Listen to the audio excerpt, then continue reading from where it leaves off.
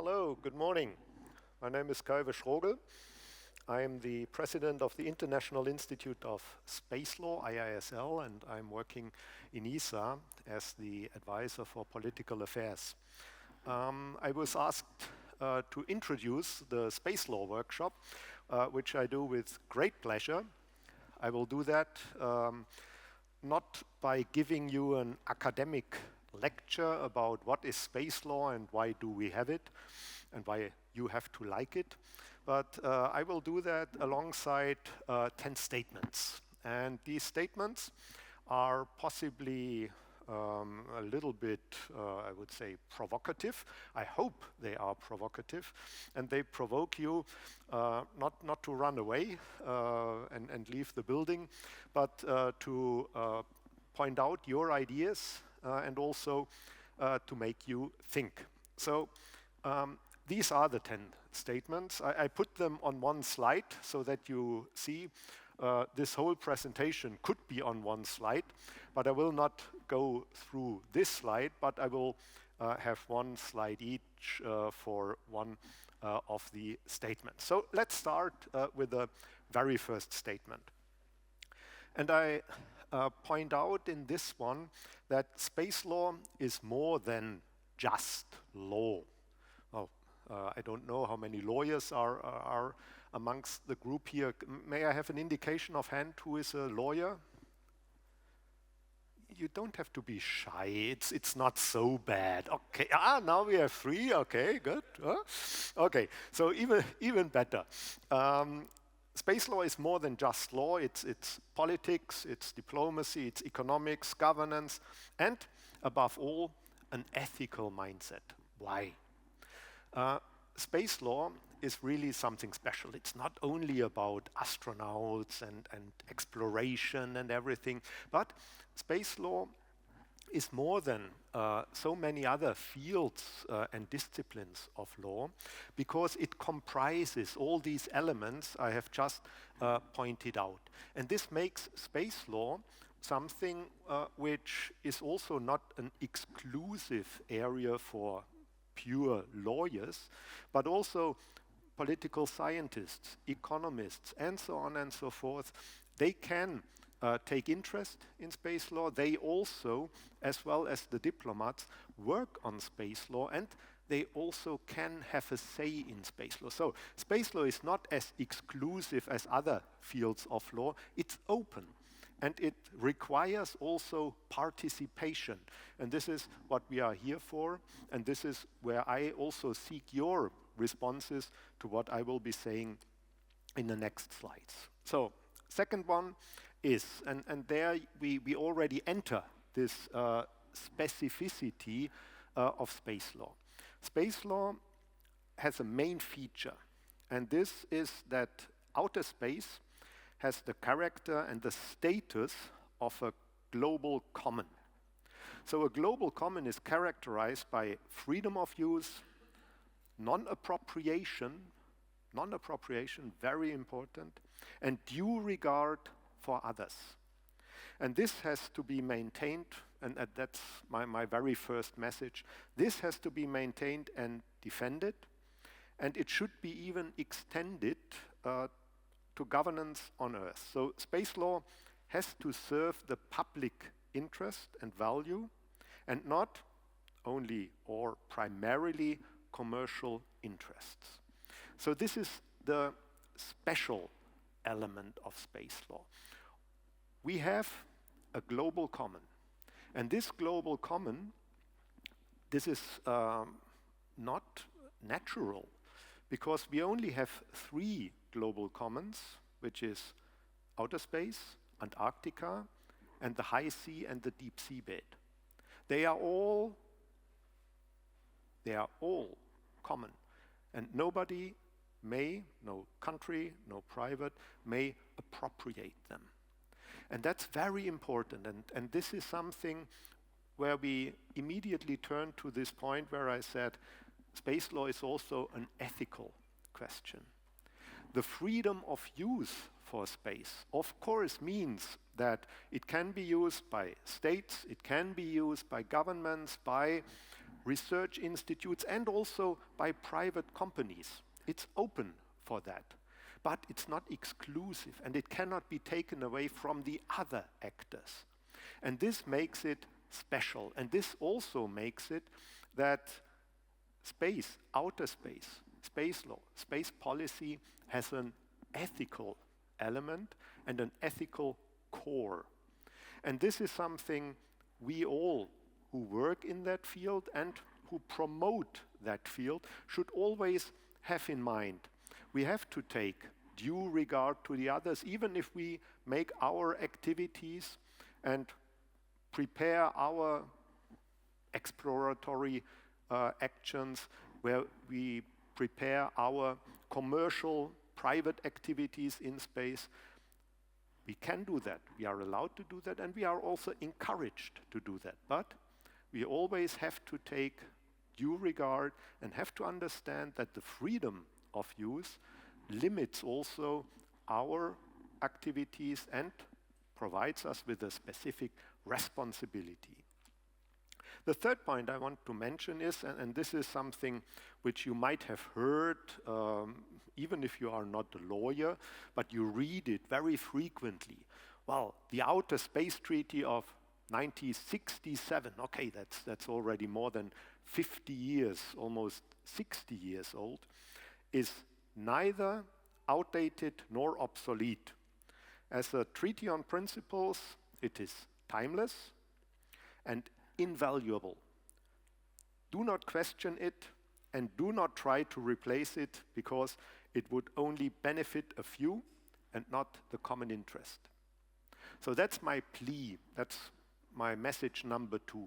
If you hear from people who say, oh, Outer Space Treaty, 1967, now everything has changed, we have to do away, we need a completely new outer space law. No, that's absolutely wrong. Read that treaty. Read it, it's only 5 pages long. And for once, a legal text is a good reading. For once, a legal text can inspire you. And you are laughing, but it's true. It's absolutely true. I would never tell you to read a legal text if I would not be sincere and honest that it inspires you. But when you read it, it's more a kind of political or ethical manifesto than it is a dry, boring legal text. Now, the liability convention, as you can imagine, this one is a dry and boring text. But the Outer Space Treaty is a political manifesto. Everything what you expect from something which is ethical, which has a cause also, is inside there. The non-appropriation, the freedom of use of outer space, the due regard, the support of developing countries, international cooperation, peaceful uses, responsible use, and all these things which are around the global common character of outer space. And therefore, this treaty must not be touched upon.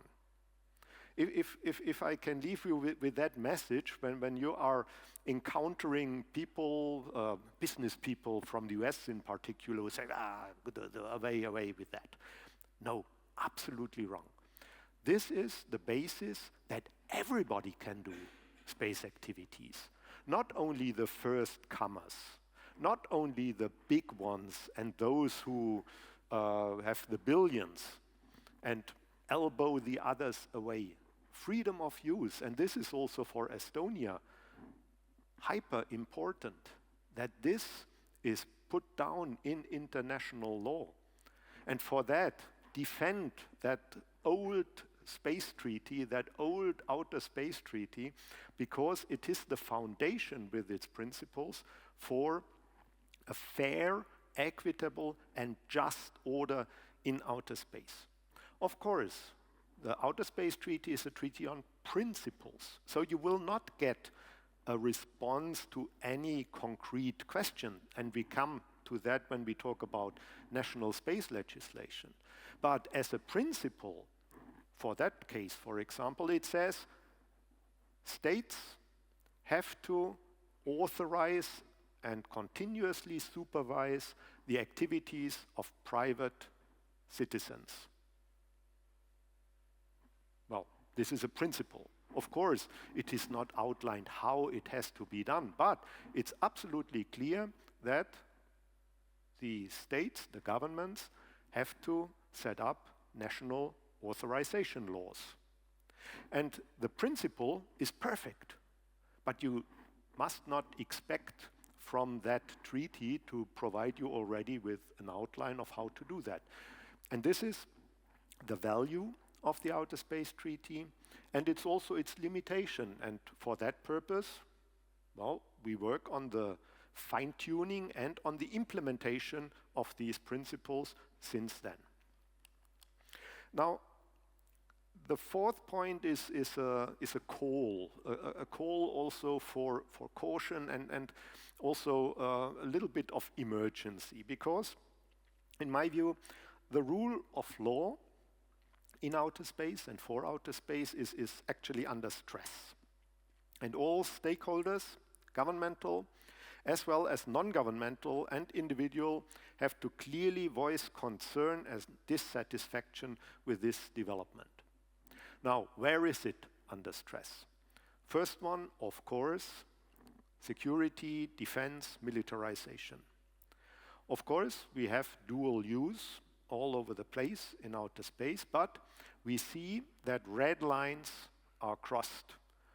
Anti-satellite tests, jamming of telecom satellites, spoofing of navigation satellites, blinding of Earth observation satellites, and attacks, cyber attacks on practically all satellites which are in orbit. We also see that more and more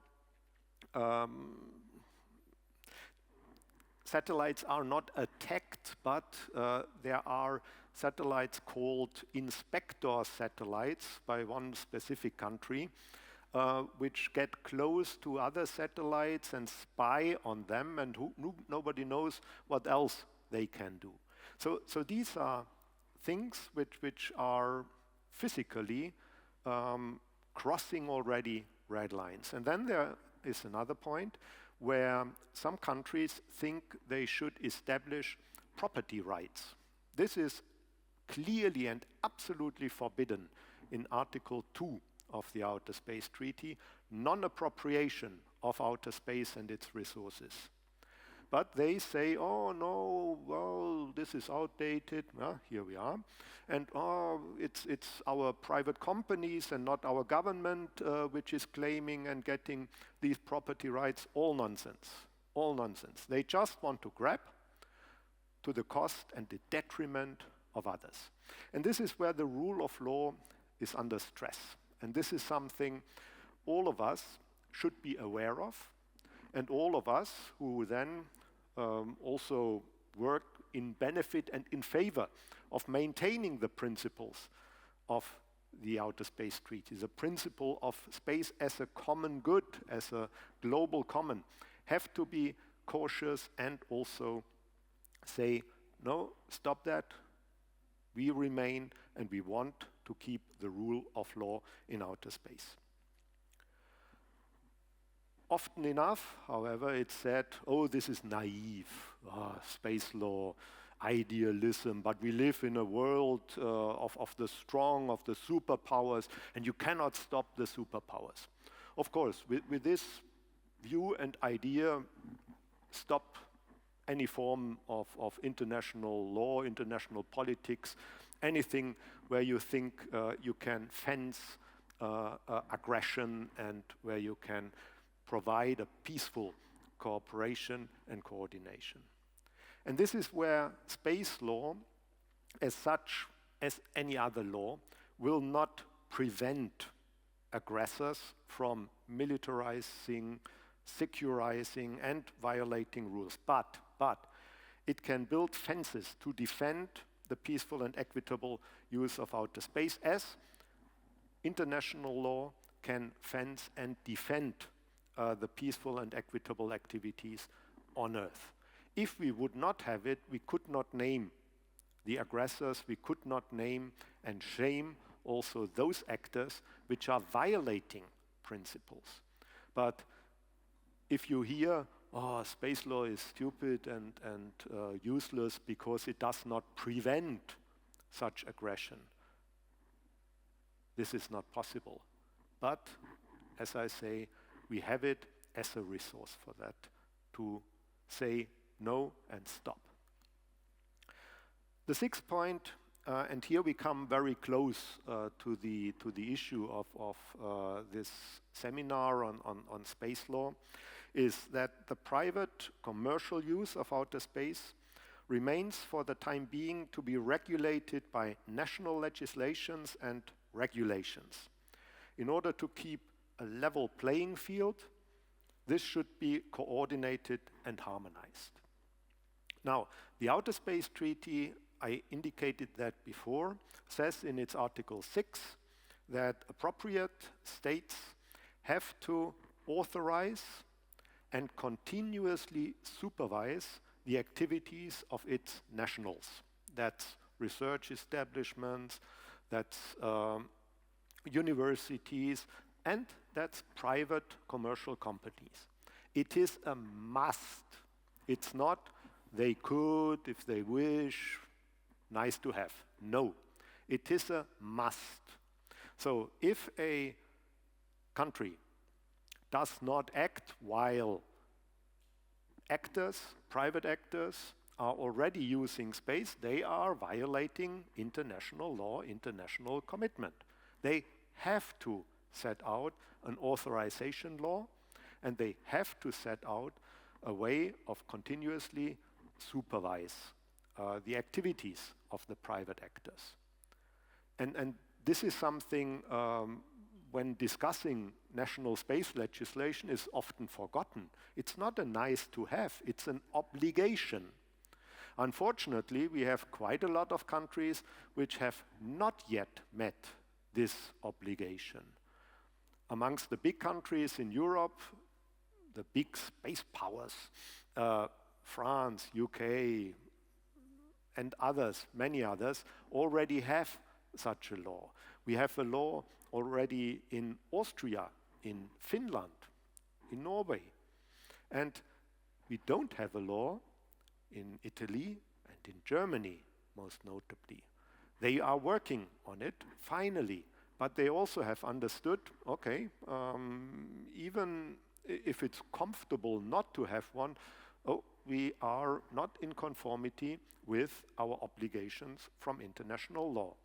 And that also means that the Outer Space Treaty, already in 1967, almost 70 years ago, 60 years ago, realized that there will be private activities. So it's an enabler. It's not preventing private activities. It's enabling, but under the condition that the responsibility of the states is taken into account and is implemented through such laws. Now, the problem is any state has the freedom to pass such a law. Any state can have very easy provisions or very tight and tough provisions.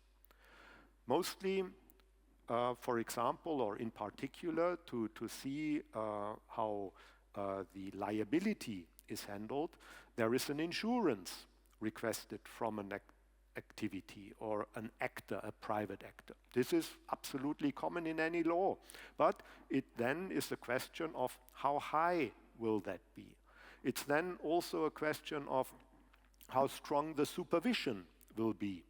Will it be only a report once a year, or will there be a much tighter and more direct way of looking at the activity from the national authorities?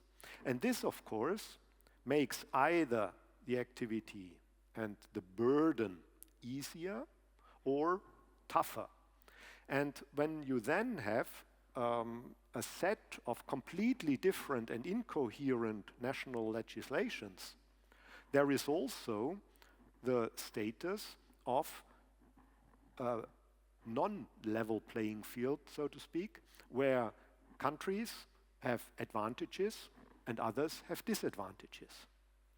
But, and this is the question, we have to see, and all those in particular in regions, but also on the global level, have to take care and have then to guarantee that there is and remains a level playing field, in that harmonization shall be taken into account.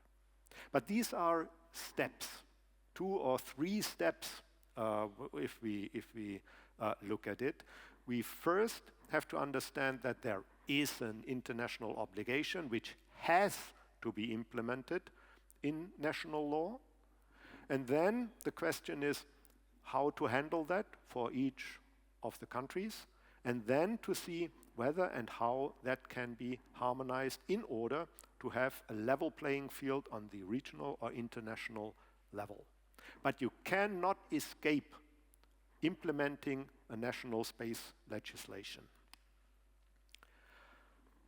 The next step, when we, or after we have initiated and understood how national legislation will be conducted and implemented, and how you then can put certain specific tasks, burdens, and also directives on the actors, we can think of something where we might see, and I'm convinced that it actually is the case, of how future space law will be developed, and this is space traffic management.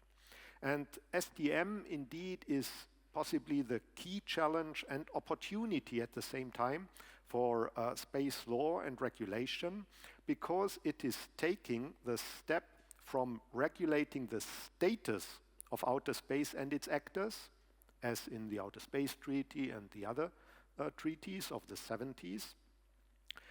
It takes the step to regulating the behavior in outer space. And this is something we do not have. And sometimes it's surprising when I talk about space law that we do not have any regulations, besides a few from the International Telecommunication Union on frequency allocation and the allocation of satellite spots on the geostationary orbit. We do not have regulation on behavior in outer space. You know the regulations on the street, in the air, also on the waters. They are set, they are clear, you are following them, in particular on the road traffic, but you will be surprised that there is absolutely nothing like that in outer space. Satellites are just using orbits. They don't have to coordinate. They can do what they want. Nothing is established so far. No first comers, no late comers have more rights or less rights.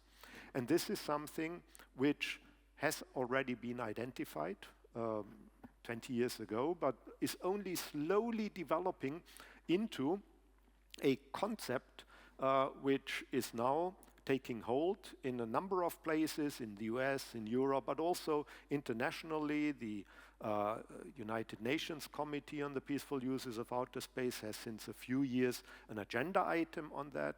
And this is then actually a breakthrough and a game changer for space law development, in that the status of the actors and the status of the status of outer space as a whole is complemented with rules regarding the behavior. And you have to imagine it a little bit like air traffic or road traffic, with priority rules, with a way of how to handle then the orbits and how to deal with the activities in outer space, so that space is safe for operations. And this is something now an armada of space lawyers is working on. And it is the topic which not only in the academic but even more so now, slowly in the field of national, regional and international regulation is taking hold. Now, let's make a break. Not running away and taking coffee, but I want to show you before we turn to the question of responsibility and the question of sustainability, what an astronaut in orbit has to say on these points. Dear members of the International Institute of Space Law, IISL, and the European Center for Space Law, ECSL, dear space lawyers, I'm ESA astronaut Matthias Maurer, currently living and working on the International Space Station ISS for my 6-month mission since November 2021. Humans outpost 400 kilometers above our beautiful planet Earth. I want to convey to you the message that my colleagues and I are aware of how important space law is for the exploration and peaceful uses of outer space. As the Outer Space Treaty of 1967 puts it, outer space is the province of all humankind, and the astronauts are humankind's envoys. We are proud that this is enshrined in international law, and we strive for this in our daily work and in particular in our research in fields like physiology, material science, or climate change. The astronauts in space are also very much aware that you are currently discussing the issue of sustainable use of outer space, and I can assure you that this is extremely important to us. We can even say it is essential for us to shape good rules for debris mitigation and debris remediation. And one step further is space traffic management. We need to better coordinate space operations for the safety of all space activities and also for the safety of us here in space. And soon we humans will return to the moon. And it will be useful to have also for this good rules which avoid conflicts and which meet the interest of all, the early and the late flyers. These are only a few items which come to my mind when thinking of how space law affects and helps us. I would like to thank the members of IISL and ECSL for their activities to promote the rule of law in outer space. I wish you good progress in your efforts. Bye-bye, take care. So,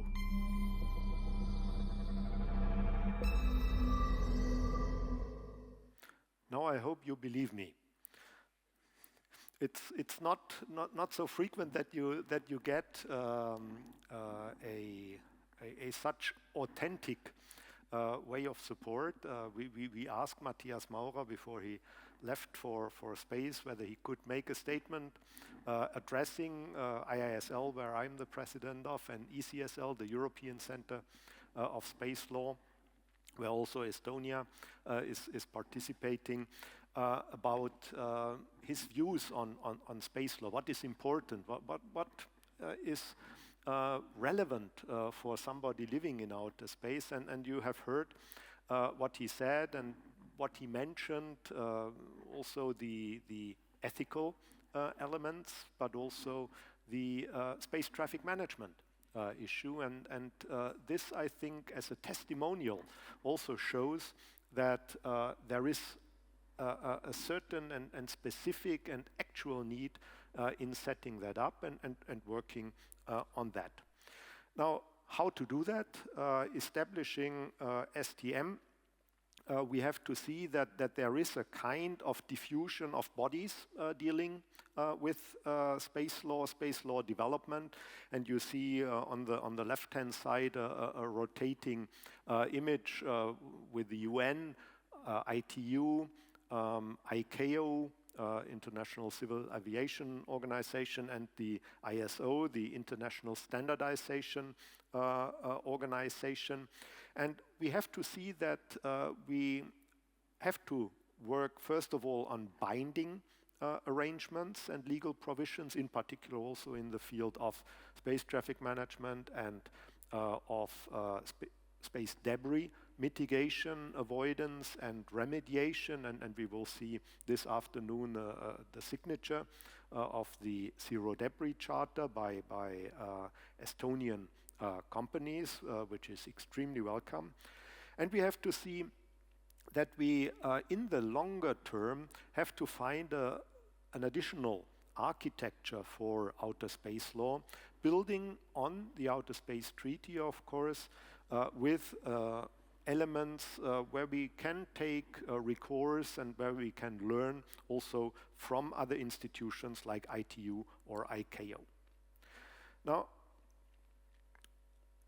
this is possibly the most provocative element of my presentation, and it comes from my heart. And it's certainly also for discussion, because I state here that space law as governing the global common outer space shows the way to overcome neoliberalism, which destroys our planet. And I would say we should not let the billionaires enforce a first come, first served principle and kind of mechanism which monopolizes space to the detriment of all others. This statement is built and it rests on the principle of space as a global common. And it is something where we actually have to be careful and cautious, because it's already happening that we see that outer space is not only used, but is also in perspective. Just imagine the term colonization of Moon and Mars, which is really out of this world, that this is happening. And to my complete astonishment, there are people who are attracted by that. I don't know why, but sometimes it's attractive. I plea for space as a global common, with the same rights for everybody, freedom of use, no monopolization, of course, the freedom of also doing business, and this is important. We want to have space companies, we want to have startups which are serving certainly their commercial interests, but at the same time produce public value, and not value just for the billionaires, and in particular against the common good. And this is something where I refer then back to the point, and it's always the same, to regard and to maintain this character of outer space as a global common, as an ethical category, something which we should not only maintain but see as solution for problems on Earth, wherever we can apply that. That this is the task also of the young people, to imagine that, to know what such a principle and such a way of handling a common can be, and can be used then for being back on Earth, managing and handling other goods. And this is something, I think, which is a mission. And this is a mission for space law, and this is the mission of the young generation. So, last point, we will see during the next decades, I would say, that we also have to embrace or be confronted with different understandings of space law, emerging from other legal cultures and also indigenous peoples' approaches, as well as new concepts. When I say different understandings. We have in IISL looked into the question, because we are a global organization with participants from more than 50 countries, how, for example, Chinese legal tradition or Islamic law respond to the question of how to use and manage outer space law. We are, and outer space law is in the tradition, the legal tradition of the Western civilization, European and Anglo-Saxon law traditions. But we will see more assertiveness from other legal cultures in international fora, as we already see it in the law of the environment and of climate action. And for this, we also have to be prepared. I say we should embrace it, because we will not maintain this dominance of our views. But we have to see how this can be constructively working. And I mentioned at the very last point, ecocide. This is a very interesting topic and a very interesting concept. It means that ecocide, together with genocide, you know that, is and has to become part of the Rome Statute of the International Criminal Court. There is a big campaign on that to put that ecocide also into international law as a criminal, punishable action. And this also leads to the point where enforceability is guaranteed. And these are points where space sustainability, the sustainable use of outer space, together with the question of why is space law also lacking enforceability, might be turned in a new, in a positive direction. So this is really food for thought. It will take time to develop that, and we still have time also to see as Westerners to respond to that, but it will certainly come. What we, however, and that's my last word for that presentation, what we, however, have to maintain in any instances and conditions is that we have to maintain that outer space remains a global common, and that the character and the status of outer space as a global common should not be changed. And when it is attacked, we should respond and we should defend it. Thank you very much.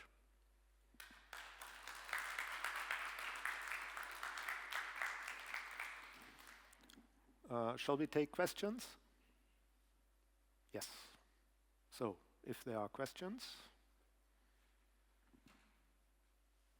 Yes, please. I have a question. The European Union is developing space law. Yeah, sorry.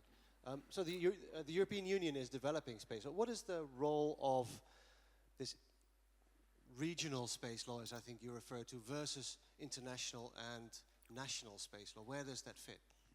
Yes, the European Union is currently developing what they call a European Union space law. I advised them not to call it space law, but they should make an EU Space Act, which would be much more appropriate. Everybody would then immediately understand what it is, because it is not an authorization law under Article 6, because the EU is not a signatory to the Space Treaty. So this remains in the remit of the states who are state parties to the agreement. So the EU, and this is what they are now looking into, they are preparing a common market law with all the elements which we know from the AI Act, from the Data Act, and so on and so forth. And it will contain issues of what kind of standards should be met for space missions and space operations, what kind of safety and security elements have to be there in order to operate in the common market, and also the issue of sustainability. Of course, it will overlap to some extent with national space legislations, but it is really separate from that, and it provides the typical EU character as the common market machinery, which we know from so many other areas. Yes. All right, so according to the statement number 9, the policies which were stated are intended to prevent monopolization, commercial monopolization. But at the same time, the space might be monopolized by the countries in the very same manner. Under this, I mean that if, let's say, on practical perspective, the aerospace field is highly bound, again, in practical perspective, with the defense and like national and international defense, which means that if, let's say, I am not the member of a NATO country or the US or not even an ESA country, this means that it would be close to impossible for me to pass the security checks in order to get access to spatial data, get access to satellite launches. And do you see a problem that together with the prevention of monopolization, there comes the danger of monopolization between countries, and as a result, inequalization of the resources, like in a way that if you are not the member of some bloc or country, you will get less access. Do you have a comment on it? Yes, sure. We certainly had that before 2000, when we had a kind of cartel for space launches. There, it might have been possible that countries who wanted to launch satellites faced problems with launch providers. But now we don't have that anymore. And when you see the statistics, we have now more than 70 countries with their own satellites. So practically any country which wants to launch a satellite will find a launch provider. Either a governmental, which is also countries like India launching satellites, or private satellite launch companies. So I see the monopolization or the cartels of space have vanished. And any country which does not fall, however, under restrictions, international restrictions, like North Korea, for example, has the best opportunities to even select and choose amongst the provision of launch providers. Of course, it's difficult for countries to set up a space industry, a manufacturing industry producing satellites, but even there, such satellites can be procured from commercial entities around the world by now, and operations can also be commercially procured, so that this kind of democratization of the use of space actually takes place. And the International Telecommunication Union also makes provisions that any country which wants to launch and operate a satellite can and is guaranteed also access to the frequency spectrum and to the orbit. So I see that the possibilities and opportunities for any country, or also then for private companies and so on, is provided. Yep. There's been a question over there, in the middle. So European Union is really interested in morality of space, but is it ethical to push our money, our investments in accomplishing some really long-term goals, like colonizing Mars, while we have many problems right here, right now on Earth, like global warming and economy and other things? Well, we are carefully balancing the investment in specific fields of space. We have a big priority on space for policies and activities on Earth. So any Earth observation, navigation, telecommunication, technology activities we are funding are directly for the benefit and the social value and the public value through space for such policies like sustainability, climate action, mobility, and so on and so forth. On top of that,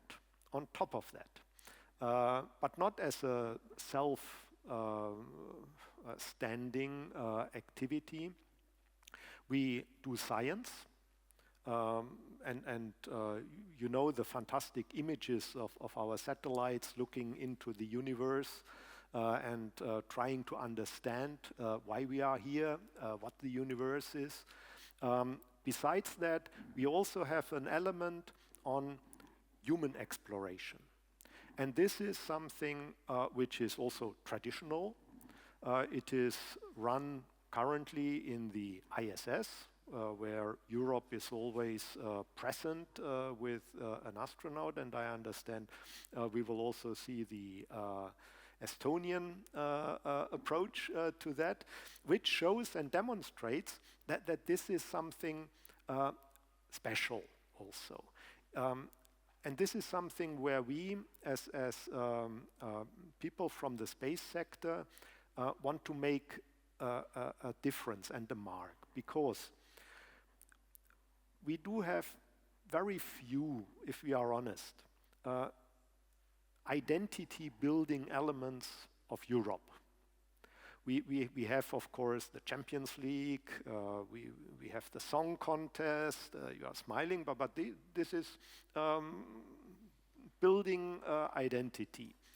But even the euro is not EU universal, and we have to ask ourselves what can build European identity. And for example, European identity can be built on satellite systems like Copernicus or Galileo, and in the field of aeronautics it's the Airbus, which is the European aircraft. And at the same time, and further to that, identity can be built through, for example, European astronauts.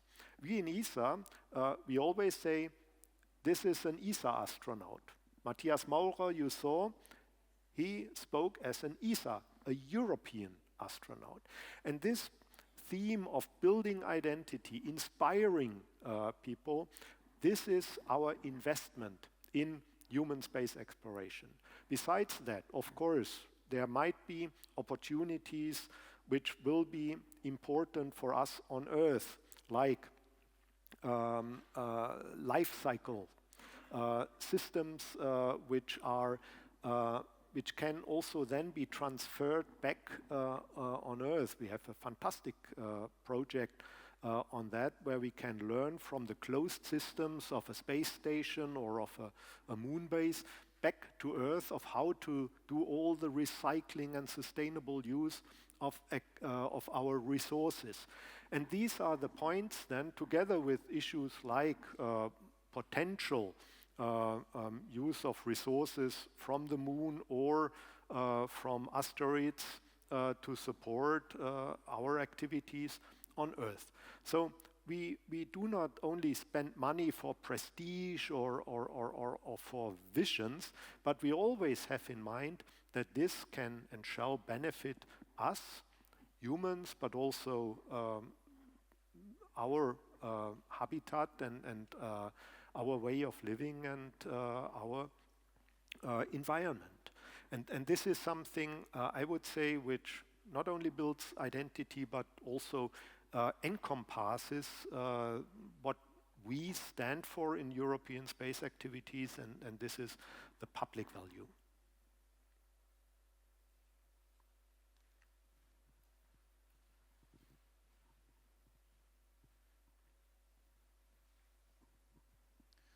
I have a question about this space traffic management. You draw parallels with earthbound traffic, and to some extent space is not exactly the same as most satellites can be considered also, passive. They are very predictable and how they work and how they orbit our planet. So my question is, for example, if we would put strict rules on how do we manage the traffic, wouldn't then we make ourselves in a trap that others can then surpass us just because their laws are much more simpler? Because ESA Charter says itself, in a timely clearance of low Earth orbit, which is very vague. It doesn't state do you actively deorbit, do you passively deorbit, what? But if you put it strictly actively, then it means it becomes much harder for anyone to actually launch a satellite, and then India can launch many more if they can do it passively. So what do you think about this? Well, you hit the right point, but this is a matter of politics and going ahead and advancing and also leading. If we would have waited in environmental and climate action until India or China would have, let's say, done exactly the same as we do, we would not have done anything for the next decades. So we say, that's our conviction, we need that, we do that. And then we do our best to make it attractive for the others to follow. And this is leadership in a case and in cases which are existential. If nobody starts, everything go bust. And this is why it's so important to start with that. Even if it's a burden, now, it will pay off in the future. And it's the same then with climate action or with specific activities like debris mitigation or debris remediation. We are the first to do that, and we do diplomatically the best that the others will follow. Otherwise it will not work, and otherwise we run against the wall.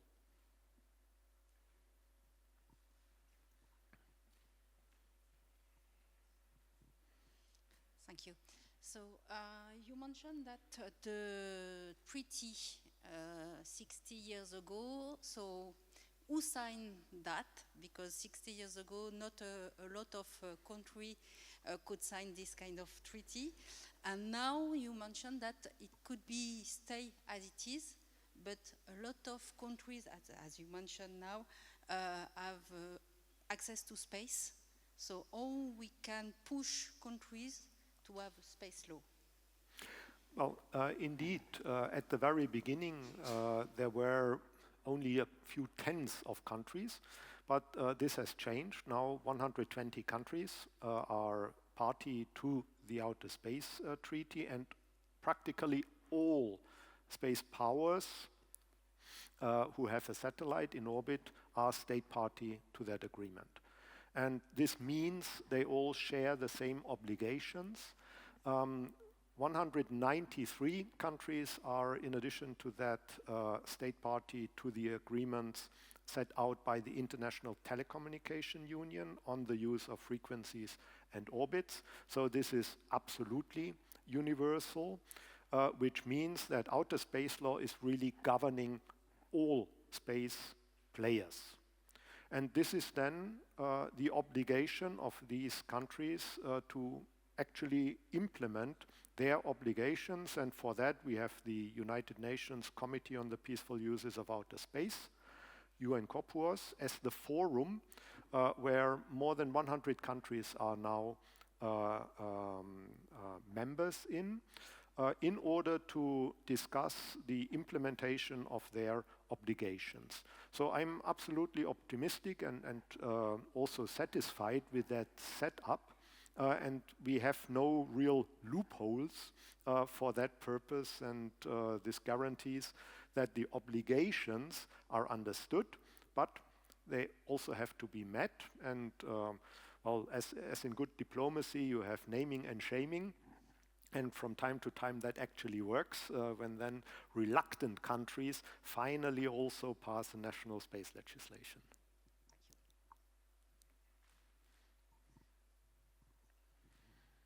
There was one last question, I think, at the end of the gentleman in the blue jacket. Actually, yes, I did in terms that you speak about space regulation, but in terms that how deep in space regulation, in the sense that do we speak only near Earth, do we speak solar system, do we speak entire universe? Thank you. Well, you will be surprised, but the Outer Space Treaty governs the universe, everything. So it is explicitly mentioned for space activities, including the moon and other celestial bodies, which means also asteroids, Mars, whatever you mean. And of course, this is hypothetical in the future, but it's absolutely relevant already when we look at the way we are visiting comets and asteroids, and we are then also using Mars. So Outer Space Treaty, Outer Space Law governs, well, at least where we go and our solar system as such. Okay, let's take or stick then with the solar system bit, because then the next question would be, do aliens care? Well, I haven't met them, but I'm pretty sure when we provide them with an appropriate translation of our treaties, they will.